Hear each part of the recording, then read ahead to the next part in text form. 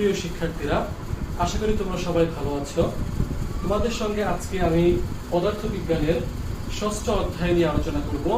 আমাদের অধ্যায়ের নাম হচ্ছে বস্তুর উপর তাপের প্রভাব। এই অধ্যায়ে যে বিষয়গুলো আমরা পড়ব তার সংক্ষেপে জেনে নিচ্ছি। তা হচ্ছে তাপ, তাপমাত্রা, তাপমাত্রিক ধর্ম, তাপমাত্রার স্কেল, আরো আছে কঠিন পদার্থের প্রসারণ, তরল পদার্থের প্রসারণ, গ্যাসের প্রসারণ এবং ক্যালোরিমিতি অংশ। তো এই অধ্যায়ের বিস্তারিত আলোচনা আমরা ধাপে ধাপে শিখে নিব। আজকের ক্লাসে আমরা আলোচনা করছি তাপ, তাপমাত্রা, তাপমাত্রিক ধর্ম এবং তাপমাত্রার স্কেল অর্থাৎ থার্মোমিটার। তো প্রথমে যে বিষয়টি নিয়ে আমি আলোচনা করব তোমাদের সঙ্গে তা হচ্ছে তাপ এবং তাপমাত্রা। প্রশ্ন হলো তাপ কি? আমরা সবাই জানি তাপ হচ্ছে এক প্রকার শক্তি যা ঠান্ডা কিংবা গরমের অনুভূতি যোগায়। সহজ ভাষায় তাপ হচ্ছে এক প্রকার শক্তি যা ঠান্ডা কিংবা গরমের অনুভূতি যোগায়। যেমন বাহিরে সূর্যের প্রচন্ড তাপ মানে গরম লাগবে, ভেতরে ছায়া আছে তাপ কম অর্থাৎ ঠান্ডা লাগবে। এই যে অনুভূতি, এই অনুভূতি যোগানো হচ্ছে তাপ শক্তির মূল কাজ। তো এই তাপ শক্তি আমরা কিউ দ্বারা প্রকাশ করে থাকি, যার একক হচ্ছে, আমরা জানি যে কোনো শক্তির একক হচ্ছে জুল। তো তাপ শক্তির স্পেশাল একটা একক হচ্ছে ক্যালোরি।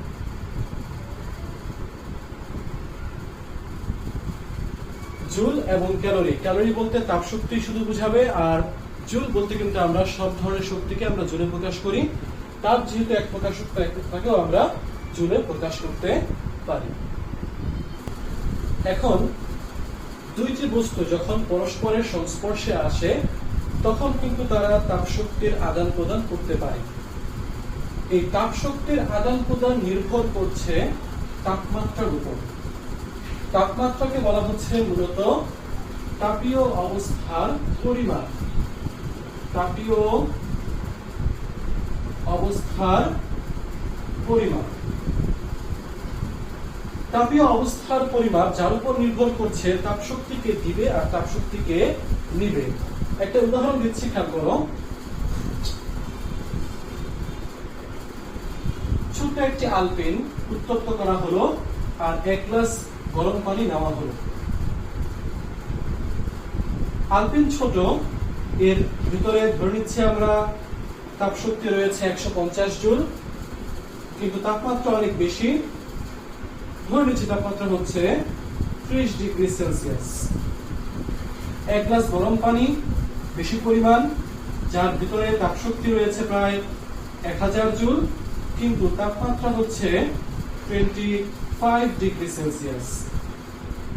এই যে তাপমাত্রা বলছে এগুলো তাপীয় অবস্থা। এখানে 30 বলতেও গরম আলপিন বোঝাচ্ছি, 25 দিয়েও কিন্তু আমরা গরম পানি বোঝাচ্ছি। আর 150 জুল আলপিনে তাপ শক্তি রয়েছে, 1000 জুল গরম পানিতে তাপ শক্তি রয়েছে। এখন যদি আমরা এই আলপিনকে গরম পানির ভিতরে ছেড়ে দেই, যদিও গরম পানিতে তাপ শক্তির পরিমাণ বেশি, এরপরেও কিন্তু তাপ শক্তি আলপিন থেকে গরম পানিতে যাবে। তার মানে দেখো, তাপ শক্তির পরিমাণের উপরে কিন্তু নির্ভর করছে না তাপ শক্তিকে দিচ্ছে বা কে নিচ্ছে, নির্ভর করছে কার উপরে? তাপমাত্রা কম আর বেশি। আলপিনের তাপমাত্রা বেশি, ফলে এখান থেকে তাপ শক্তি প্রবাহিত হচ্ছে গরম পানিতে যখন আমরা আলপিনটাকে পানির মধ্যে ছেড়ে দেব। এটাই হচ্ছে তাপীয় অবস্থা। তার মানে তাপ শক্তি বেশি হলেই যে তার তাপমাত্রা কম বেশি হবে এমন কিন্তু নয়। আলপিন ছোট আকারের বস্তু, ধাতুর তৈরি, তাপ শক্তি কম হলেও তাপমাত্রা বেশি। পানি এক গ্লাস পানি নিলাম, পরিমাণে বেশি, তাপ শক্তির পরিমাণ বেশি, তাপমাত্রা কম। তাই যখন আমরা আলপিনকে পানিতে ছেড়ে দিচ্ছি, তাপমাত্রা বেশি হওয়ার কারণে আলপিন থেকে তাপ শক্তি কিন্তু চলে যাচ্ছে পানিতে। এটাই হচ্ছে তাপীয় অবস্থা। তাহলে তাপমাত্রা হচ্ছে একটি বস্তু কি পরিমাণ গরম বা ঠান্ডা সেই তাপীয় অবস্থার একটা পরিমাপ। তবে অবশ্যই এই তাপমাত্রা তাপ শক্তির উপর কিন্তু নির্ভর করবে। আমরা আরেকটা উদাহরণ খেয়াল করি।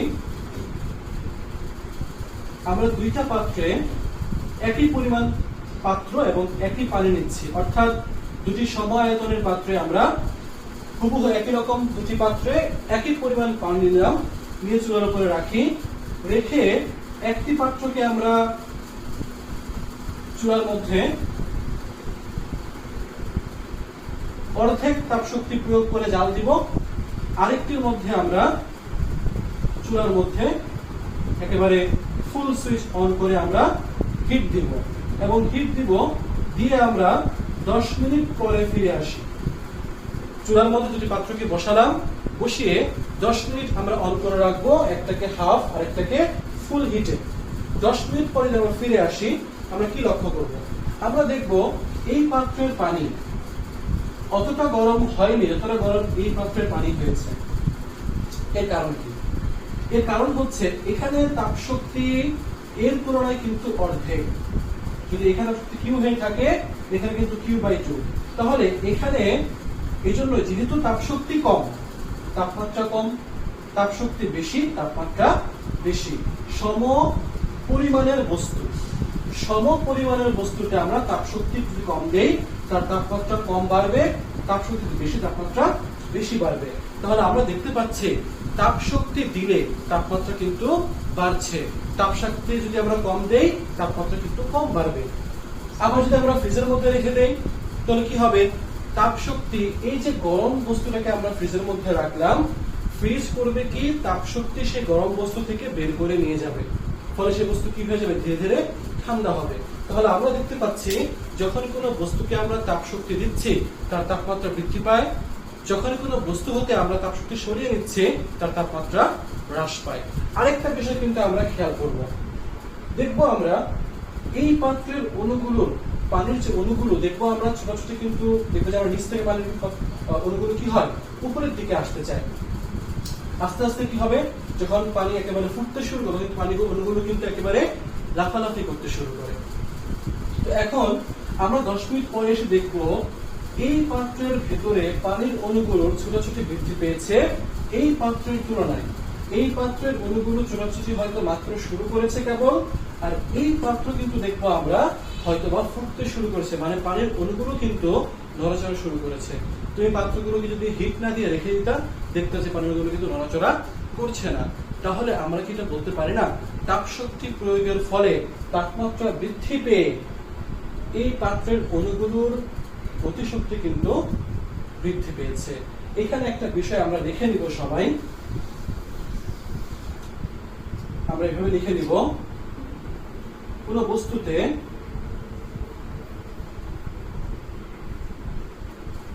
তাপ শক্তি যদি গ্রহণ করে তবে তার তাপমাত্রা বৃদ্ধি পায়, এবং তাপমাত্রা যদি বৃদ্ধি পায় তাহলে অণুগুলোর গতিশক্তি বাড়ে।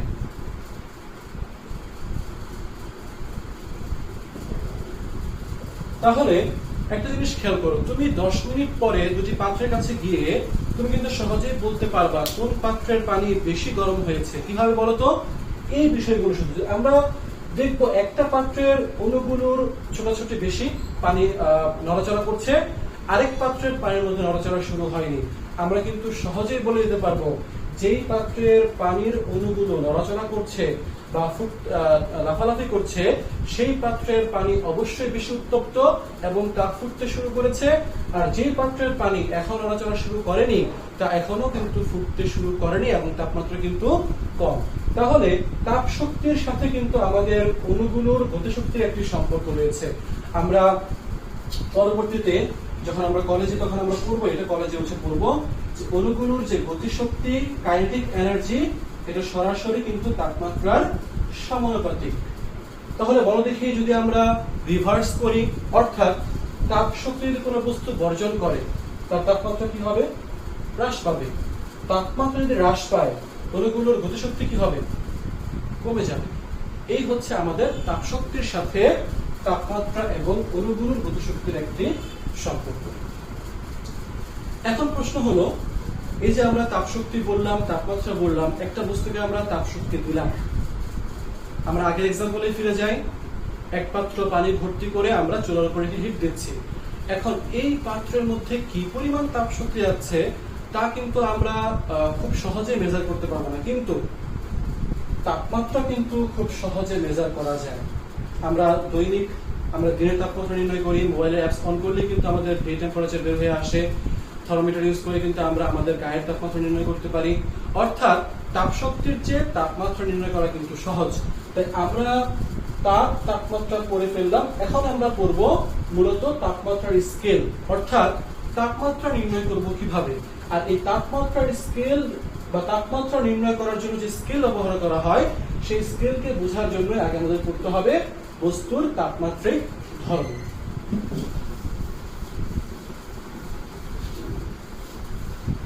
প্রশ্ন হলো, তাপমাত্রিক ধর্ম কি? প্রতিটা বস্তুর মধ্যে কিছু কিছু ধর্ম থাকে যা তাপমাত্রার সঙ্গে নির্ভরশীল। কোন কোন ধর্ম সমানুপাতিক হারে বাড়ে, কোন কোন ধর্ম ব্যস্তানুপাতিক হারে কমে। এই যে ধর্মগুলো, অর্থাৎ বস্তুর ভিতরে যে ধর্মগুলো তাপমাত্রার সঙ্গে সঙ্গে পরিবর্তন হয়, তাপশক্তি প্রয়োগে তাপমাত্রা বাড়বে, সেই ধর্ম পরিবর্তন হবে, সেই ধর্মগুলোকে বলা হচ্ছে তাপমাত্রিক ধর্ম। যেমন সহজ ভাষায় খেয়াল করো, আমরা সমস্ত থার্মোমিটার যেগুলো আমরা ব্যবহার করি, এই যে থার্মোমিটার গুলো রয়েছে, এটা কিন্তু একটি পারদ থার্মোমিটার, যেখানে পারদ, আমরা সবাই জানি পারদ দিয়ে আমরা থার্মোমিটার ব্যবহার করি। এই যে পারদ থার্মোমিটার, এখানে কি করা হচ্ছে? পারদের প্রসারণ ব্যবহার করা হচ্ছে। তাহলে পারদের যে প্রসারণ, যেমন পারদের প্রসারণ,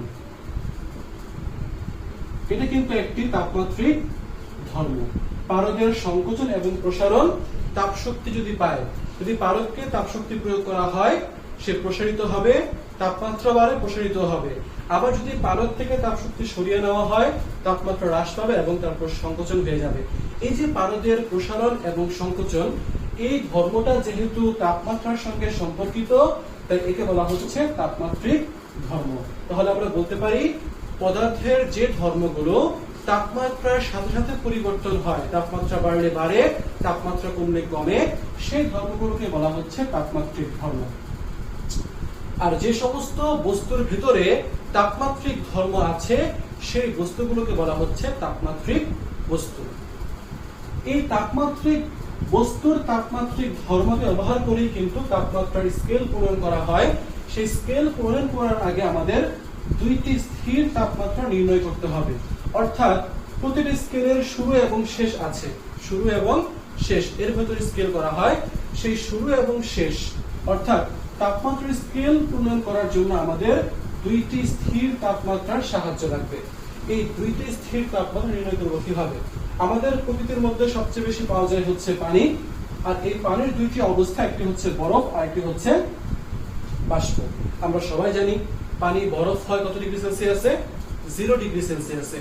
বাষ্প হয় কততে? 100 ডিগ্রি সেলসিয়াসে। অর্থাৎ যে তাপমাত্রায় পানি বরফ হয় সেটা কিন্তু ফিক্সড, এটা একটা তাপমাত্রা। যে তাপমাত্রায় পানি বাষ্প হয়, এটা হচ্ছে আরেকটি তাপমাত্রা, স্থির। এই দুটি হচ্ছে আমাদের দুইটি স্থির তাপমাত্রা, অর্থাৎ একটি হচ্ছে বরফের তাপমাত্রা, আরেকটি হচ্ছে বাষ্পের তাপমাত্রা। দেখো, দুটি নামকরণ করা হয়, একটিকে বলা হচ্ছে নিম্ন স্থির বিন্দু বা থিটা আইস, আরেকটিকে বলা হচ্ছে ঊর্ধ্ব স্থির বিন্দু বা থিটা স্টিম। দুটি বিন্দু, থিটা আইস এবং থিটা স্টিম। তাপমাত্রার স্কেল তিনজন বিজ্ঞানী প্রণয়ন করেন, সেলসিয়াস, ফারেনহাইট, কেলভিন। তিনজন তিন ভাবে এই বিন্দুগুলোকে ধরে নেন। বিজ্ঞানী সেলসিয়াস, তিনি পানি যখন বরফ হয় সে তাপমাত্রাকে ধরে নিচ্ছেন 0 ডিগ্রি সেলসিয়াস, তার নাম অনুসারে একক হচ্ছে সেলসিয়াস, ডিগ্রি সেলসিয়াস। বিজ্ঞানী ফারেনহাইট সেই একই তাপমাত্রাকে ধরে নিচ্ছেন কত? 32 ডিগ্রি ফারেনহাইট, তার নাম অনুসারে একক হচ্ছে ফারেনহাইট। এবং বিজ্ঞানী কেলভিন, উনি ধরে নিচ্ছেন 273.15 কেলভিন, যাকে আমরা রাউন্ড করে সাধারণত 273 কেলভিন ধরি। তো দেখো একই তাপমাত্রা তিনজন বিজ্ঞানী তিন ভাবে ধরলেন। সেলসিয়াস ধরলেন 0 তে, ফারেনহাইট ধরলেন 32 তে এবং কেলভিন ধরলেন 273.15 কেলভিন। এখানে আছে ডিগ্রি, এখানেও ডিগ্রি, কিন্তু এখানে কিন্তু কোনো ডিগ্রি নেই, আমরা লেখার সময় কিন্তু খেয়াল করে লিখবো। তাহলে দুইটি স্থির তাপমাত্রা আমরা নির্ণয় করছি। একটি হচ্ছে নিম্ন স্থির বিন্দু বা বরফ বিন্দু, যাকে আমরা সেলসিয়াস স্কেলে 0, ফারেনহাইটে 32 এবং কেলভিনে হচ্ছে 273। এখন পানি যে বাষ্প হচ্ছে এটাকেও তিনজন বিজ্ঞানী তিন ভাবে ধরে নিয়েছেন। বিজ্ঞানী সেলসিয়াস ধরে নিলেন এটাকে 100 ডিগ্রি সেলসিয়াস, ফারেনহাইট ধরলেন 212 ডিগ্রি ফারেনহাইট এবং কেলভিন ধরলেন 373.15 কেলভিন। তারা করলেন কি, এখানে 100টা ভাগে ভাগ করলেন স্কেলটাকে, কেলভিনও কিন্তু 100 ভাগে ভাগ করলেন। এই যে ভাগটা অর্থাৎ 0 থেকে 100 ধরে মাঝখানে 100 স্কেল, 32 থেকে 212 ধরে মাঝখানে স্কেল এবং 273 থেকে 373 পর্যন্ত মাঝখানে 100 স্কেল করে কিন্তু তারা স্কেল প্রণয়ন করলেন। এভাবে হচ্ছে তাপমাত্রার স্কেল প্রণয়ন করা হয় দুইটি স্থির তাপমাত্রার ভিতরে। একটি হচ্ছে বরফ বিন্দু বা থিটা আইস, আরেকটি হচ্ছে বাষ্প বিন্দু বা থিটা স্টিম। একটা সহজে খেয়াল করবা তোমরা যে দেখো সেলসিয়াসে যে কয়টি ঘর আছে 0 থেকে 100 100, কেলভিনে কিন্তু সেই কয়টি ঘর আছে 100 ঘর। দুইটি স্কেলের মধ্যে ঘর সংখ্যা কিন্তু সমান। তো এটা হচ্ছে আমাদের পারদের প্রসারণ দিয়ে সাধারণত স্কেলগুলো করা হয়। আমরা জানি যে বিভিন্ন প্রযুক্তি আছে আমাদের, একটা হচ্ছে ডিজিটাল থার্মোমিটার, এটাকেও স্পর্শ করে পারদের প্রসারণের সাহায্যে কিন্তু আমরা ডিজিটাল কিন্তু মেজার পাচ্ছি। আর বর্তমানে কিন্তু টেলিভিশনে তোমরা সবাই দেখতে পাচ্ছ যে থার্মাল স্ক্যানার বা যেটাকে বলে আমরা নন কন্টাক্ট ইলেকট্রিক থার্মোমিটার, অর্থাৎ কন্টাক্ট ছাড়াই, শুধুমাত্র স্পর্শ ছাড়াই দূর থেকে কিন্তু মেজার করা যায়। এখানে কিন্তু রিডিং চলে আসবে। তো এই যে স্কেল গুলো আমরা এগুলো পরবর্তীতে শিখব। আমাদের এই সিলেবাসে শুধুমাত্র আমরা আমাদের এই নরমাল যে অ্যানালগ থার্মোমিটার, যেটাকে আমরা স্পর্শ করে গায়ের সাথে মিলিয়ে দিয়ে আমরা পারদের উঠানামাকে পর্যবেক্ষণ করে কিন্তু আমরা রিডিং পাই। আমাদের কিন্তু বাসাবাড়িতে কিন্তু ম্যাক্সিমাম বাসাবাড়িতে কিন্তু আমাদের ফারেনহাইট স্কেলটা পাওয়া যায়। আমরা জ্বর নির্ণয় করি ফারেনহাইট স্কেল দিয়ে। তো ইদানিং আগে পাওয়া যেত ফারেনহাইটটাই, তবে এখন মোটামুটি দুইটা স্কেলই পাশাপাশি থাকে। তো এখন এই তিনটে স্কেল আমরা দেখলাম কিভাবে প্রণয়ন করা হয়। এখন এই তিনটে স্কেলের মধ্যে আমরা সম্পর্ক স্থাপন করব।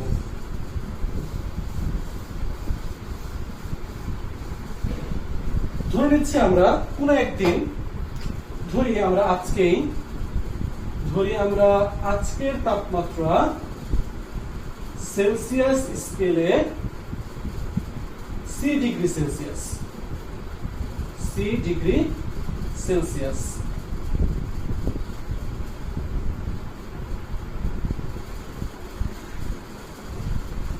এখন ফারেনহাইটে অন্য একটা মান আসবে, কেলভিনে কিন্তু আরেকটা মান আসবে। এখন এই তিনটা স্কেলের মধ্যে সম্পর্ক কি, কিভাবে আমরা একটা স্কেলের মান জানলে বাকি স্কেলগুলো বের করতে পারবো, সেই সম্পর্কটা হচ্ছে তোমরা লিখে নাও। তিনটি স্কেলের মধ্যে সম্পর্ক, তিনটি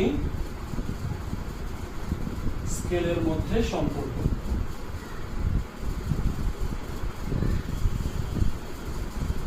C/5 F minus 32/9 K minus 273.15 divided by 5। অর্থাৎ যদি সেলসিয়াস স্কেলে আজকের তাপমাত্রা C, ফারেনহাইট স্কেলে F এবং কেলভিন স্কেলে K হয়, তবে আমরা শুধুমাত্র যে কোনো একটি তাপমাত্রা জেনে বাকি স্কেলগুলোতেও তাপমাত্রা কত কত হবে তা কিন্তু নির্ণয় করতে পারবো। প্রশ্ন হলো এই সূত্র কিভাবে আসলো?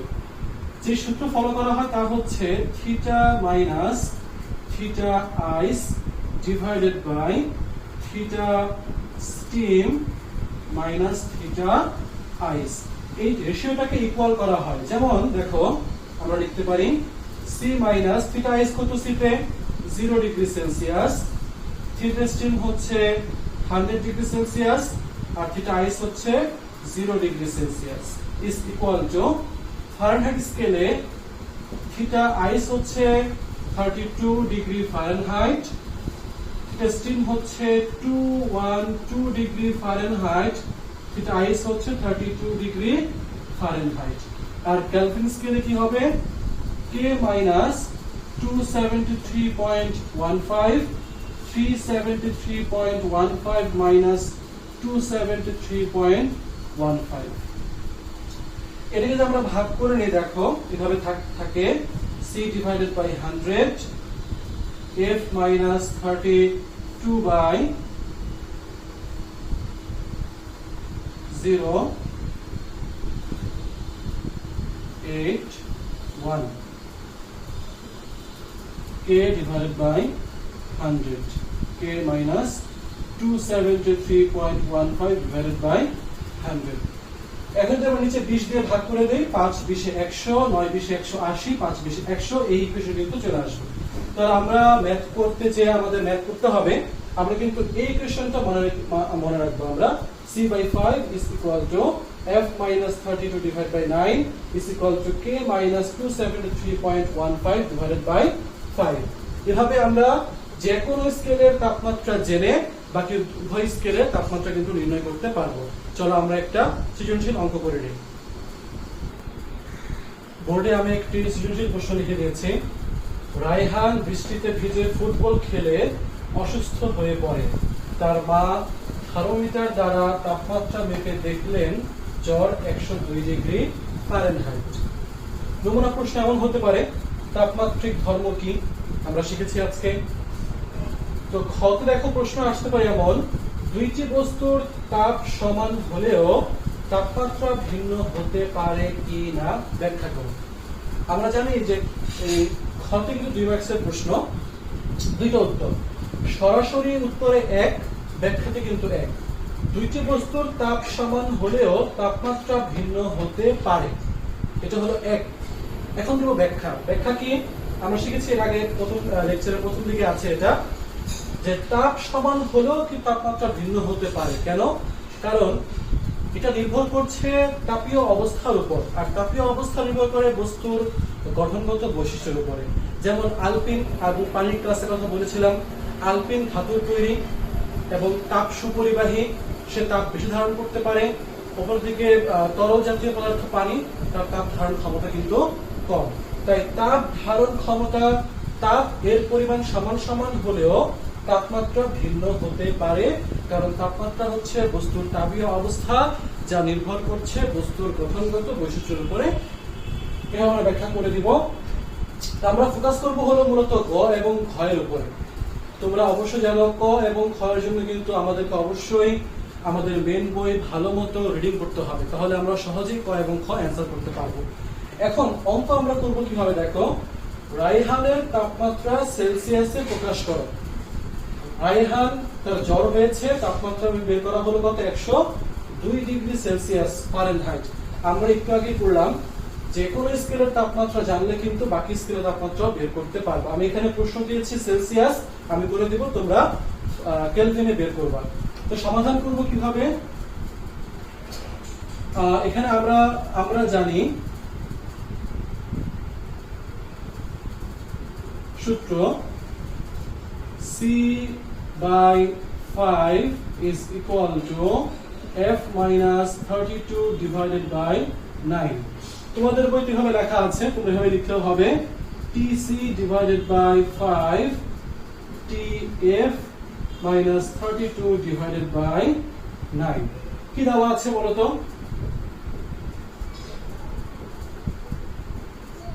দেওয়া আছে TF 102 ডিগ্রি ফারেনহাইট। বের করতে হবে কি? TC is equal to what? তাহলে আমি মান বসাবো। TC divided by 5 is equal to 102 minus 32 divided by 9। TC is equal to 70 into এখানে চলে যাব করে 5 divided by 9।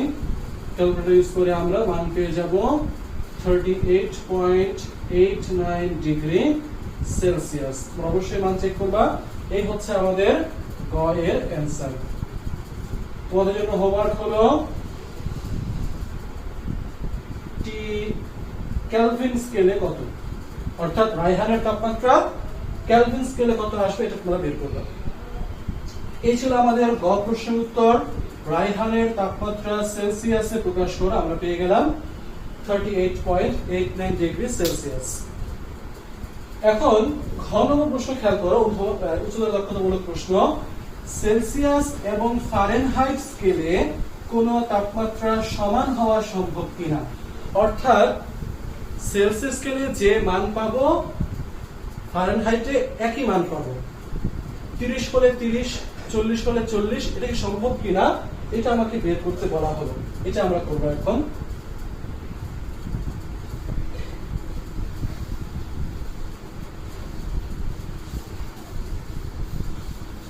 এই অঙ্ক সমাধান করার জন্য আমরা শুরুতেই ধরে নিব সমান। ধরি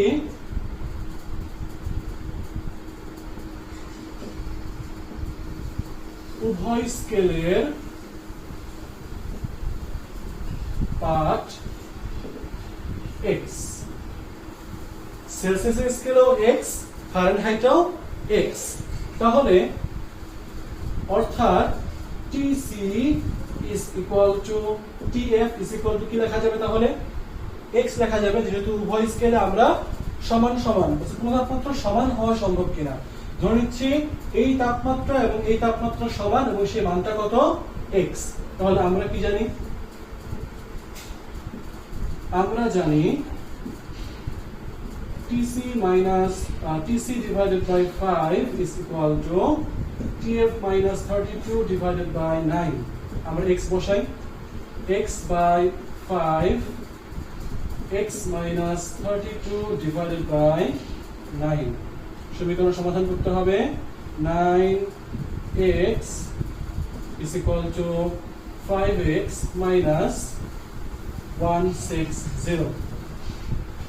5x কে পাশে নিয়ে আসলে কি হবে, 4x is equal to minus 160। দেখতে পাচ্ছি আমরা x is equal to হচ্ছে minus 40। তাহলে অ্যানসার কি হবে, অর্থাৎ অ্যানসার হবে x is equal to minus 40 degree Celsius বা minus 40 ডিগ্রি ফারেনহাইট। তার মানে সম্ভব, এমন তাপমাত্রা পাওয়া সম্ভব যা উভয় স্কেলে সমান সমান মান দেখাবে, আর সেই তাপমাত্রা হচ্ছে -40 ডিগ্রি সেলসিয়াস, যেটা কিনা ফারেনহাইটে কত হবে, -40 ডিগ্রি ফারেনহাইট। এভাবে কিন্তু আমাদের এর থেকে প্রশ্ন আসতে পারে, আমরা সমাধান করব। তোমাদের একটা হোমওয়ার্ক দিচ্ছি, হোমওয়ার্কটা হচ্ছে সেলসিয়াস এবং কেলভিন স্কেলে, পাশাপাশি কেলভিন এবং ফারেনহাইট স্কেলে, অর্থাৎ আমরা এখানে সেলসিয়াস এবং ফারেনহাইটে সমান সমান করলাম, তোমরা কেলভিন এবং ফারেনহাইটে এমন কোন তাপমাত্রা পাওয়া সম্ভব কিনা, আবার কেলভিন এবং সেলসিয়াসে এমন কোন তাপমাত্রা পাওয়া সম্ভব কিনা যা একই মান দেখাবে, এই অঙ্ক তোমরা হোমওয়ার্ক করবা। এবং পাশাপাশি অবশ্যই বোর্ড থেকে যে আমাদের আজকের টপিকের উপরে ভিত্তি করে যে কোশ্চেনগুলো বোর্ডে এসছে সেই ম্যাথগুলো তোমরা সমাধান করবা। আমরা অবশ্যই এই হোমওয়ার্কগুলো কিন্তু কলেজ করলে আমরা চেক করব।